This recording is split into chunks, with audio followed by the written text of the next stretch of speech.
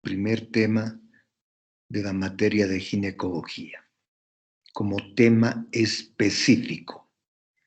Las anteriores clases fueron básicamente de introducción, donde habíamos aclarado el concepto de ginecología, la historia de la ginecología, los pioneros en el desarrollo de la ginecología, los exámenes complementarios específicos, los estudios genéticos en ginecología, las determinaciones hormonales en ginecología y finalmente habíamos mencionado la imagenología en ginecología. Todo eso como algo introductorio que se va a utilizar durante todo el curso de la materia de ginecología. Ahora vamos a hablar del control de la reproducción humana. El control de la reproducción humana incluye la contracepción, incluye la esterilización e incluye la terminación del embarazo. Contracepción es un término que significa evitar el embarazo. La esterilización es un procedimiento definitivo para que la pareja no pueda volver a tener hijos. Y la terminación del embarazo corresponde al aborto provocado. Ustedes saben que muchos países permiten interrumpir el embarazo, provocar un aborto.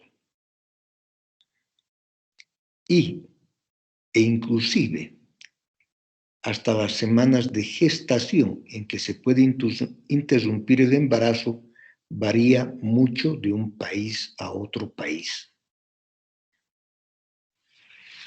El último país en autorizar legalmente la interrupción del embarazo es la Argentina. Y es probable que en el futuro muchos países también asuman esta misma determinación.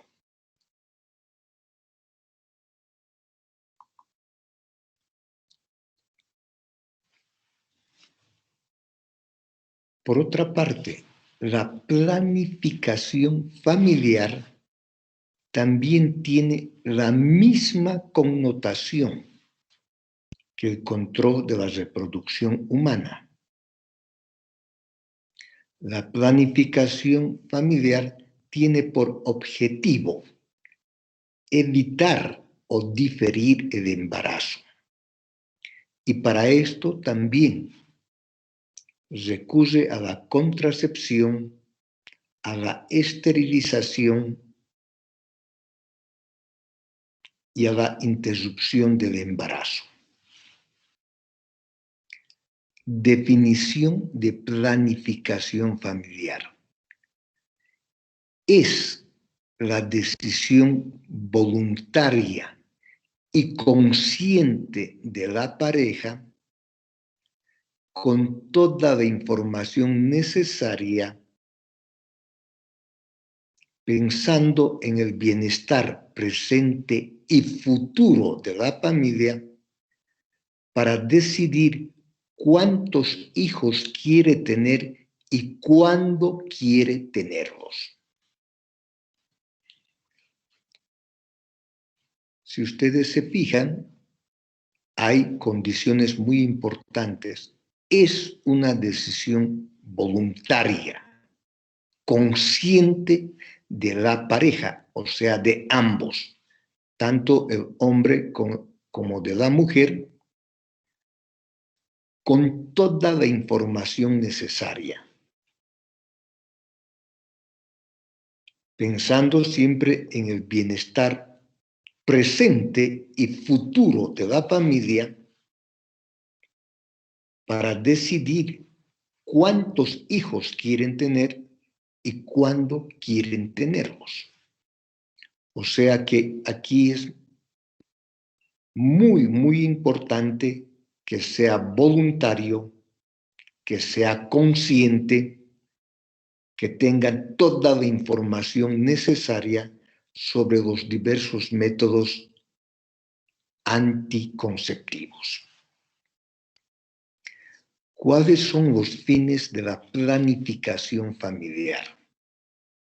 En primer lugar, evitar el embarazo, sobre todo el embarazo no deseado.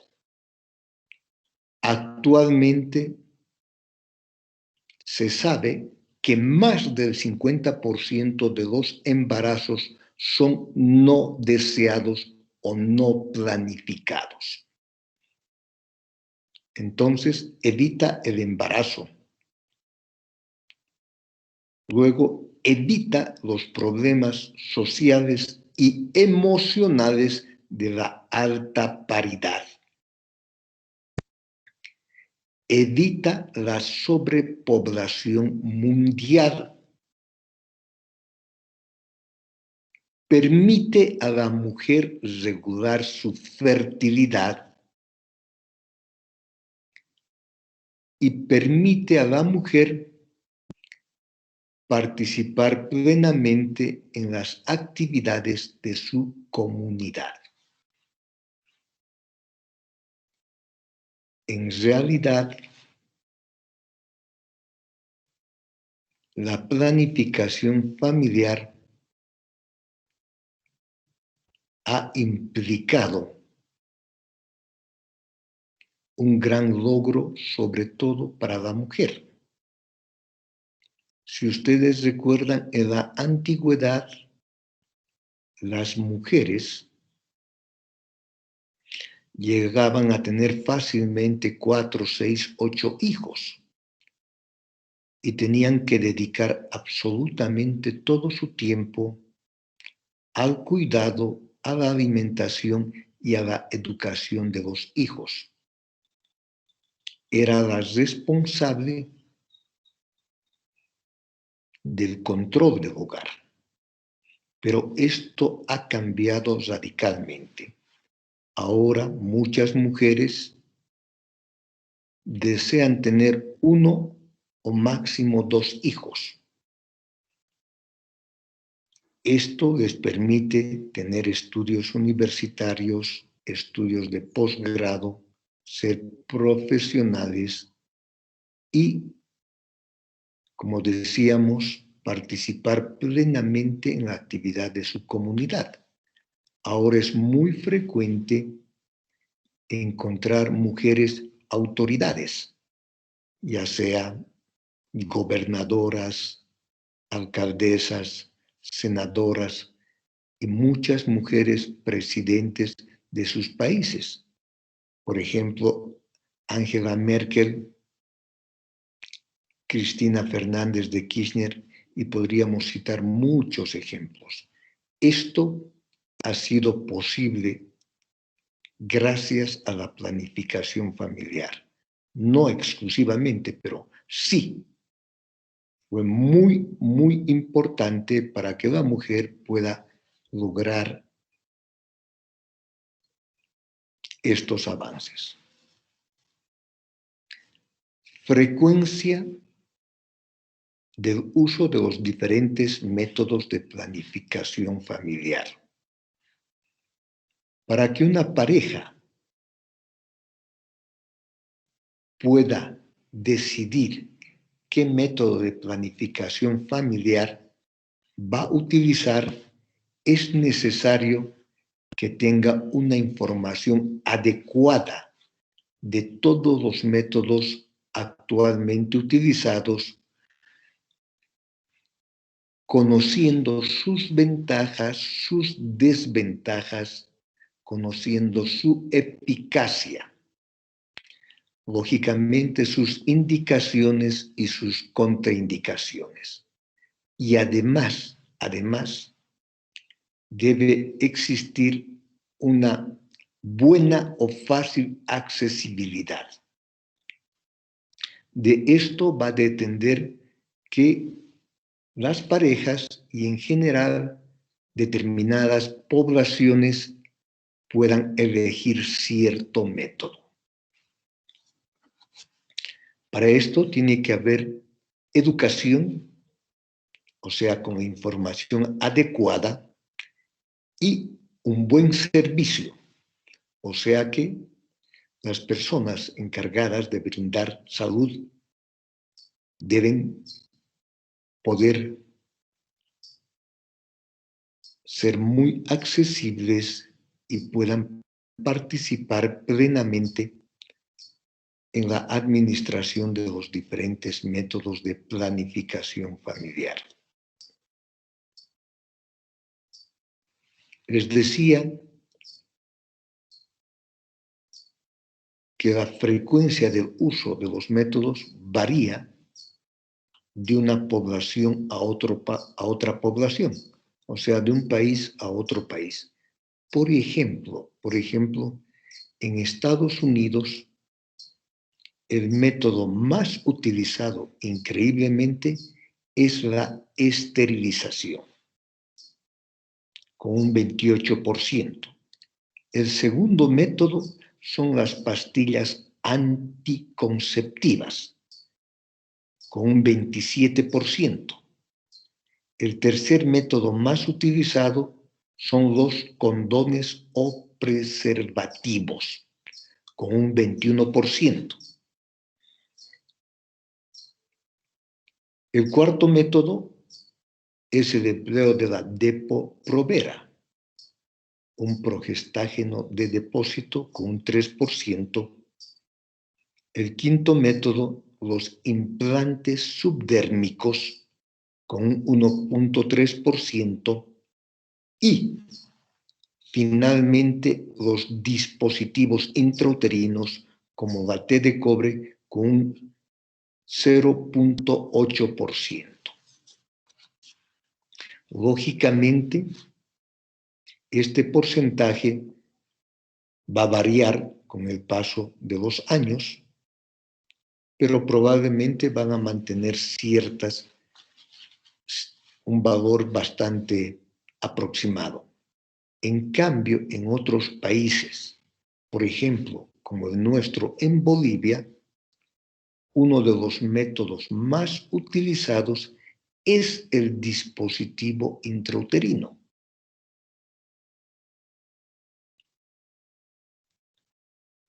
Se utiliza también bastante el Depo-Provera y actualmente se está utilizando cada vez más los implantes subdérmicos.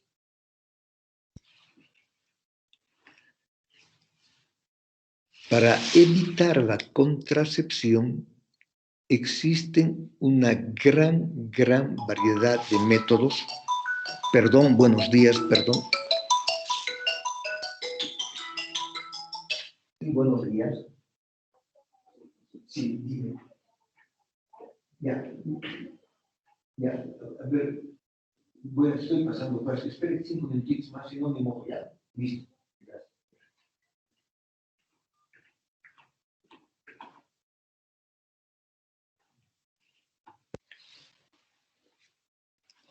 Mil disculpas por la interrupción. Entonces, existiendo diversos métodos de planificación familiar, es necesario determinar la eficacia de estos contraceptivos. Y para esto se habla de la eficacia del método, o sea, de la eficacia teórica, o también implica la falla del método. Esto siempre y cuando se utilice el método en forma muy correcta, siguiendo todas las instrucciones. Luego está la efectividad del método, que implica la eficacia práctica o la falla de la paciente en el uso del método. En este caso, la efectividad del método toma en cuenta ambos: la falla del método y la falla en el uso de la paciente, en la forma en que la paciente usa el método. Existe una gran diferencia entre la eficacia del método y la efectividad del método. Por ejemplo, cuando se usa correctamente las pastillas anticonceptivas, cuando se utiliza correctamente las pastillas anticonceptivas, la tasa de embarazos por 100 mujeres utilizando durante un año es menor del 1%. Pero en la práctica, en la realidad, o sea, en la efectividad del método, la tasa de embarazos es de 6 mujeres de cada 100 durante un año. Por tanto, vuelvo a aclarar, existe una gran diferencia entre la eficacia del método y la efectividad del método. Ahora vamos a ver formas de medir la eficacia. El índice de Pear. Este índice se empezó a utilizar a partir de 1930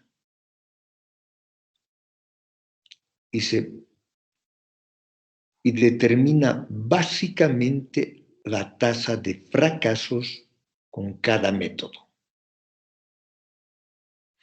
Esto implica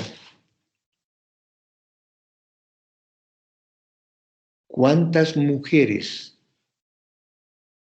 de cada 100 usuarias durante un año han quedado embarazadas. Por tanto, cuando el índice de Pear es más bajo, implica que el método es mucho más eficaz. Si el índice de Pear es más elevado, implica que el método es menos eficaz.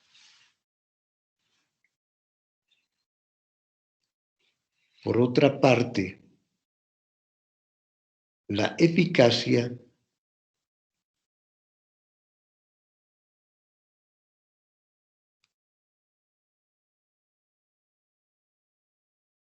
del método está relacionado con la motivación de la usuaria.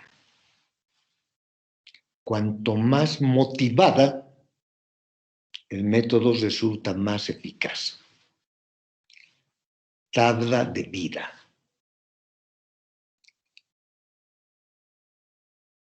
Años después del índice de Pear, aparece una nueva forma de medir la eficacia y es la tabla de vida,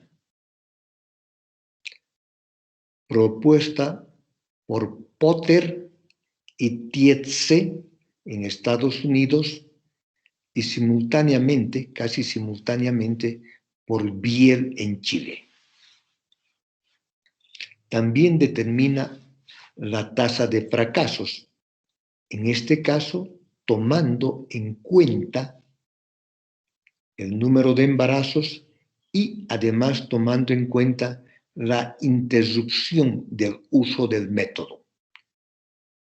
Es frecuente que las pacientes interrumpan el uso del método y la tabla de vida toma estos dos factores y determina al final de un mes, y considera la tasa al final de un mes determinado para ver su eficacia.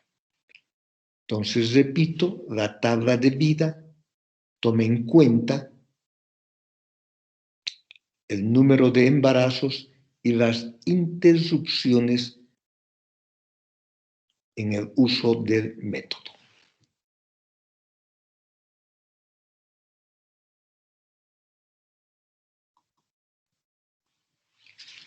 Bueno, ahora vamos a hablar específicamente de los métodos de planificación familiar. Podemos agrupar en 4 grandes grupos. Entre estos están los métodos fisiológicos o naturales o tradicionales. Otro grupo corresponde a los métodos de barrera. Otro grupo corresponde a la anticoncepción hormonal. Y finalmente, el otro grupo corresponde a los dispositivos intrauterinos, por ejemplo, la T de cobre. Entre los métodos fisiológicos o naturales o tradicionales está el método del ritmo o calendario o abstinencia periódica. Desde la antigüedad, los hombres se han dado cuenta que solo algunos días del ciclo menstrual la mujer es fértil y por tanto debe evitar las relaciones sexuales durante esos días de fertilidad. Actualmente se sabe con certeza sobre la ventana de la fertilidad. Y la ventana de la fertilidad dura 6 días, 5 días antes de la ovulación y 1 día después de la ovulación. Solo en esos 6 días es posible lograr la fecundación y luego el embarazo. Entonces, en eso se basa el método del ritmo o calendario o abstinencia periódica. No tener relaciones en esos días de la ventana de la fertilidad y que la gente frecuentemente utiliza el término de días peligrosos.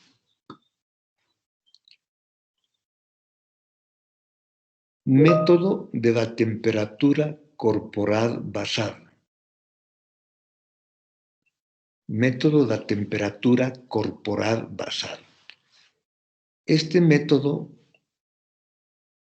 se basa en la acción termogénica de la progesterona.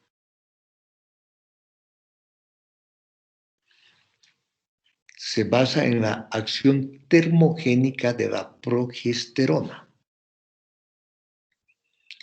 Y se construye una curva gráfica tomando la temperatura diariamente. Por la mañana, temperatura vía oral, utilizando un termómetro apropiado, porque la elevación es solo de 0,2 a 0,4 grados centígrados. La elevación de la temperatura ocurre 24 a 36 horas después de la ovulación. Y dijimos que el óvulo es viable solo hasta 24 horas después de la ovulación. Por tanto, pues se tiene que utilizar en forma retrospectiva. Método del moco cervical. En estos casos se estudian las características del moco cervical básicamente determinados por la acción estrogénica. Método propuesto por John y Evelyn Billings, una pareja. John y Evelyn Billings, que han estudiado las características del moco cervical y hablan de días húmedos, cuando el moco cervical es líquido y además elástico, y días secos, cuando el moco cervical es seco y viscoso. Para que exista penetración de los espermios dentro la cavidad uterina y luego progresión a través de las trompas o salpinges, tiene que ser un moco muy apropiado. Como dicen, un moco elástico, un moco transparente que favorezca la penetración de los espermios. Y esto, el moco es mucho más adecuado pocos días o horas antes de la ovulación. Método sintotérmico. Este método sintotérmico es una asociación del método de la temperatura corporal basal más el método del moco cervical. El objetivo del método sintotérmico es poder precisar con mayor seguridad el día de la ovulación. El día de la ovulación. Entonces, ustedes podrán recordar que la Iglesia Católica, y muchos en nuestro medio son católicos, solo permite como método de planificación familiar los métodos fisiológicos o naturales. Es por eso que los trabajos de John y Evelyn Billings fueron auspiciados, patrocinados por el Vaticano. La Iglesia Católica no permite ningún otro método más. No permiten las pastillas anticonceptivas, los métodos hormonales o los dispositivos intrauterinos. Coito interrupto u onanismo. En este caso, el hombre retira el pene de la cavidad vaginal y eyacula fuera de la cavidad vaginal. Es un método poco eficaz, pero de alguna manera disminuye la tasa de embarazos. ¿Alguno de ustedes se ha preguntado por qué recibe el nombre de onanismo? Coito interrupto u onanismo. Onanismo viene del nombre de Onán. En la Biblia, en el libro de Génesis, capítulo 38, habla sobre Onán. En realidad es la historia de Judá y Tamar. Dice que Judá tenía 3 hijos, Onán y Sela. Y el hijo mayor, se casó con Tamar. La historia dice que Dios vio que él era una persona mala y Dios le quitó la vida. En ese entonces, las costumbres, las leyes indicaban que el cuñado debía casarse con Tamar para que pueda tener descendientes. En este caso, Onán debía tener descendientes con su cuñada Tamar. Eso era lo correcto, eso eran las costumbres, las leyes de esa época. Y dice que cada vez que Onán estaba con Tamar, eyaculaba afuera, porque sabía que esos hijos en realidad no iban a ser para él, sino para su hermano fallecido él. Y por esto, cada vez que estaba con Tamar, eyaculaba afuera. Y Dios también vio esto como una actitud mala y por eso le quitó la vida a Onán. De ahí viene el nombre de onanismo. Otro método natural es la menorrea de lactancia, conocida también como MELA, método de la lactancia. Esto se basa en que la lactancia produce mayor concentración de la hormona prolactina. Y la prolactina interfiere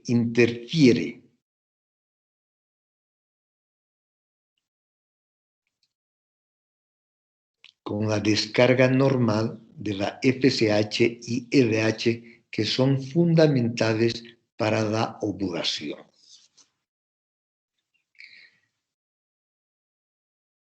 Debe haber lactancia materna exclusiva y tiene cierta eficacia hasta los 6 meses post-nacimiento.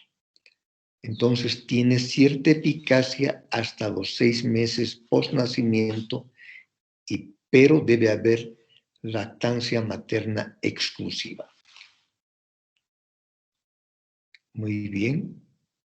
Continuamos y ahora vamos a ver los métodos de barrera. Los métodos de barrera son todos aquellos métodos que evitan el embarazo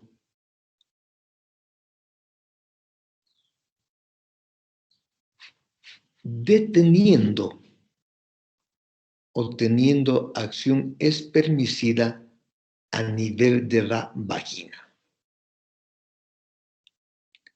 Entonces, estos métodos impiden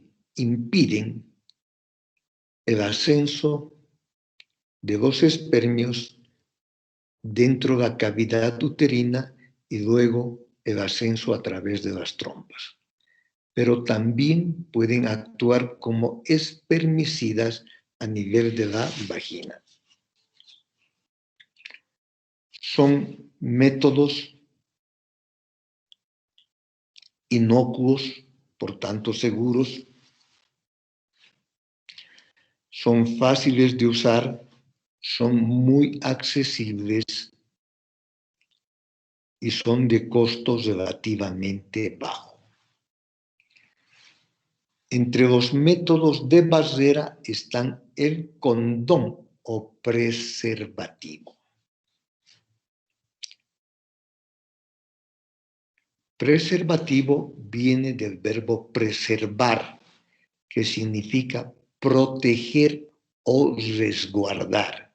En este caso, proteger del embarazo. Ya el papiro de Ebers, 1650 años antes de Cristo, hace mención a algunos métodos utilizados como preservativos o condón. Por ejemplo, acacia molida mezclada con goma arábiga que ocasionaba una reacción láctica, una reacción ácida, produciendo ácido láctico y disminuyendo el pH. Por tanto, aumentaba mucho más la acidez a nivel vaginal y de esta manera podía provocar muerte de los espermios. También fueron utilizados por el rey Minos de Grecia, los faraones de Egipcio.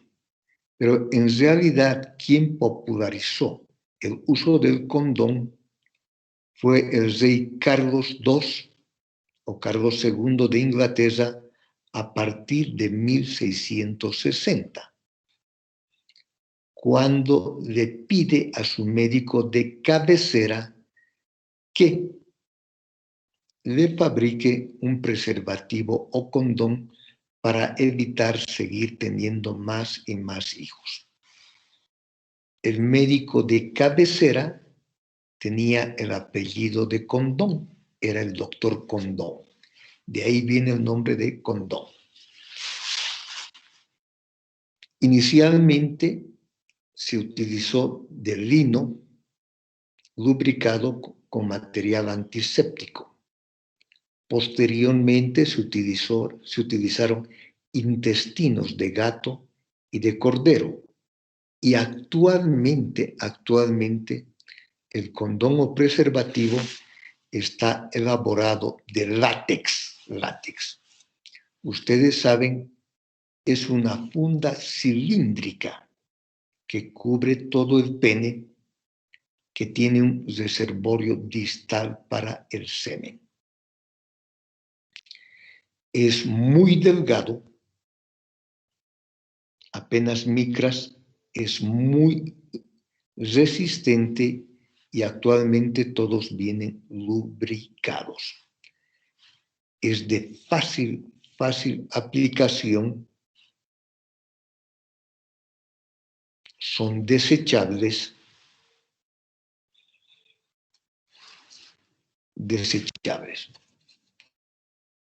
Entonces, les decía que actualmente son preservativos de látex introducidos por Hancock y Goodyear en el año 1870.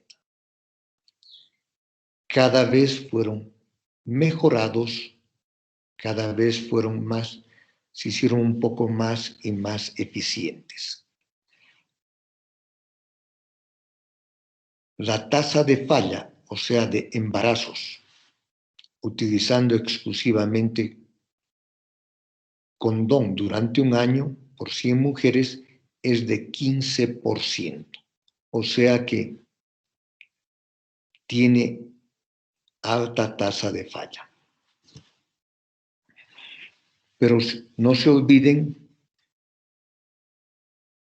que el 85% de las parejas que no utilizan ningún método de planificación familiar van a lograr un embarazo. Utilizando el preservativo o condón, solo es de un 15%. Lógicamente, las parejas desean utilizar métodos muy eficaces, mejor si es del 0%. Por otra parte, actualmente el preservativo condón se está utilizando cada vez con mayor frecuencia.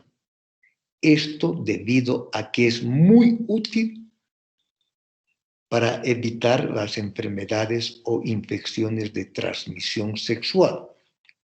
Por ejemplo, disminuye considerablemente el riesgo de infecciones por gonococia, por clamidia, por papilomavirus humano, por herpes genital, inclusive por el VIH.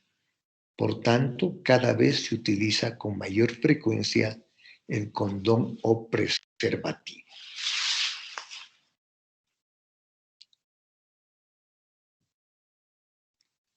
El diafragma también es un método de barrera utilizado inicialmente en el siglo XVII en Hungría, en el siglo XVIII en Sumatra, elaborados de moldes de cera de abeja o moldes de apio. Tenían una forma de disco, se colocaban dentro de la cavidad vaginal y se fijaban a nivel de los fondos de saco vaginal. El diafragma actual también es fabricado de látex, elaborado por Wilhelm Messenger en 1882, y su uso se popularizó a partir de 1920 por Johan Rantos en Estados Unidos. El diafragma actual es una cúpula o bóveda de látex que va en diferentes diámetros, desde 50 hasta 150 milímetros. Los diámetros más utilizados son de 70 a 80 milímetros, que deben colocarse y fijarse en los fondos de saco vaginales, cubriendo completamente el cérvix. Actualmente se utilizan con cremas espermicidas para ser más eficaces.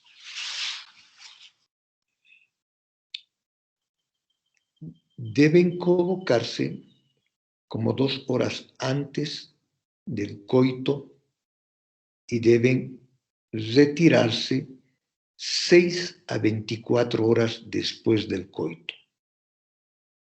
No antes de las 6 horas ni después de las 24 horas. Tiene una tasa de falla de un 20%, o sea que es un poco menos eficaz que el condón o preservativo. El capuchón cervical.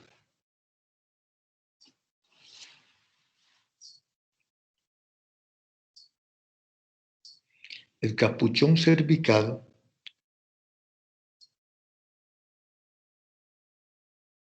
es una cúpula de plástico que cubre el cérvix, solo el cérvix. Si ustedes pueden recordar la forma del dedal que utilizan los sastres, tiene exactamente esa forma. Es una cúpula que cubre totalmente el cérvix, solo el cérvix. Tiene un extremo abierto que se fija en el cérvix y además tiene un mecanismo de succión que le permite adherirse firmemente al cérvix. Su tasa de falla es de un 25%. Debe colocarse antes del acto sexual y puede permanecer hasta las 24 horas. No más de las 24 horas. Tiene el riesgo de provocar un síndrome de shock séptico por toxinas debidos a estafilococos. Por tanto, no debe permanecer más de 24 horas. El diafragma y el capuchón cervical se utilizaban con bastante frecuencia antes de la aparición de los métodos hormonales como la pastilla anticonceptiva, antes del uso generalizado de los dispositivos intrauterinos. Generalmente se utilizaban durante la lactancia y cuando las parejas tenían relaciones poco poco frecuentes. Condón femenino o femidón o reality. En 1992, Harvey Rush, en Estados Unidos, introduce el condón femenino o femidón. Es un tubo cilíndrico de poliuretano. Es más resistente que el preservativo masculino, es más delgado, tiene dos extremos, uno cerrado, que es el que va a cubrir el cérvix, el cuello cervical, y el otro abierto por donde se introduce el pene. Normalmente miden 18 centímetros de longitud, tienen poca aceptación porque requiere manipulación para su colocado correcto y cubrir adecuadamente el cérvix, y además que tiene un costo mayor. Se denominan dispositivos intrauterinos. Escuchen por favor, dispositivos intrauterinos al diafragma, al capuchón cervical y al condón femenino o femidón. Espermicidas o métodos químicos. Los espermicidas o métodos químicos tienen la acción de provocar la muerte de los espermios y también tienen cierta acción antimicrobiana. Se colocan dentro de la cavidad vaginal y pueden estar en forma de cremas.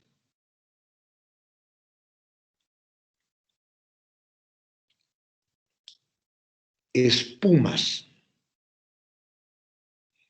tabletas vaginales, óvulos vaginales, en forma de supositorios, en forma de jaleas y en forma de esponjas.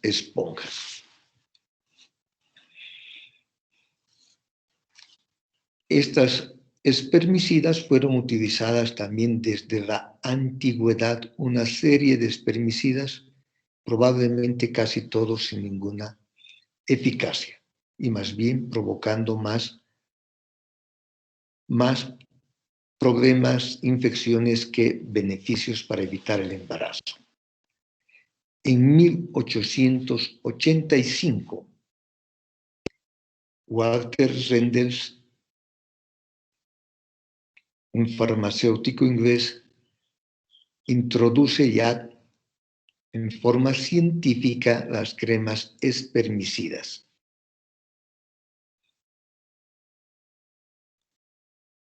Que eran detergentes que destruían la membrana celular de los espermios.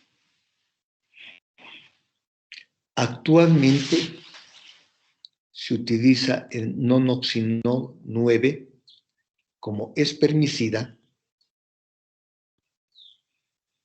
y el TS88, que es el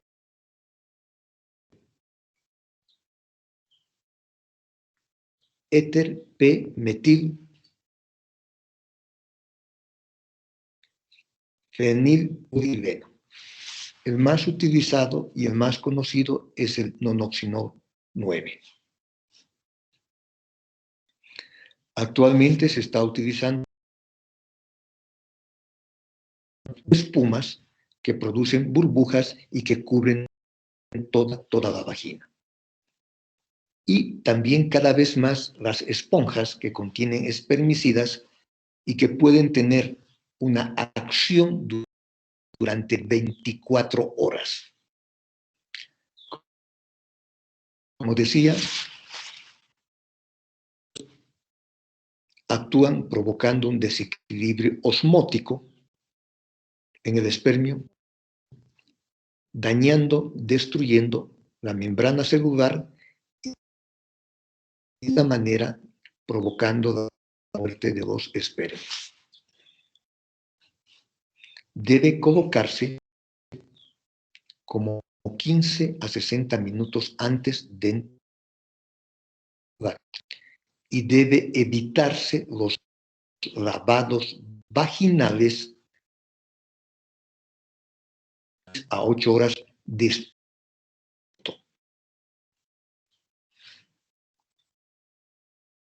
Los espermicidas también tienen una tasa de falla de un 20 a 25%.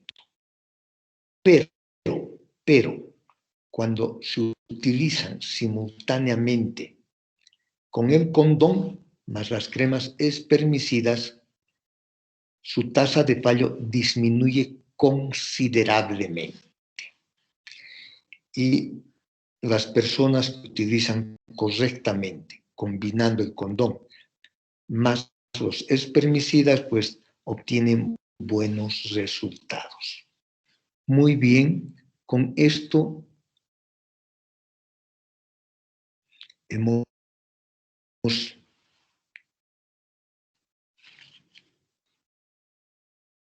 visto una parte de los métodos de planificación familiar y la próxima clase vamos a ver los métodos que sí son realmente eficaces,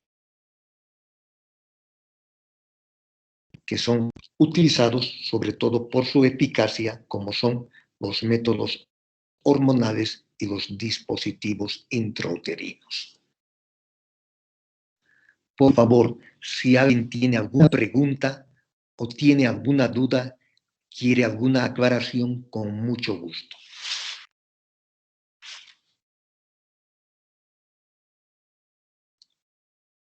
¿Alguna pregunta? No, ¿Alguna claro. Sí, adelante, por favor.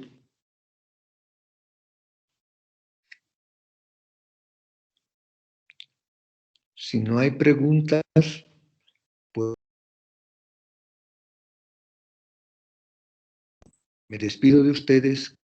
Un buen día, un buen fin de semana y vuelvo a esperarles el día lunes por la noche para continuar con anticoncepción hormonal, que posiblemente nos va a tomar 1 o 2 clases. Buenos días, hasta el día lunes.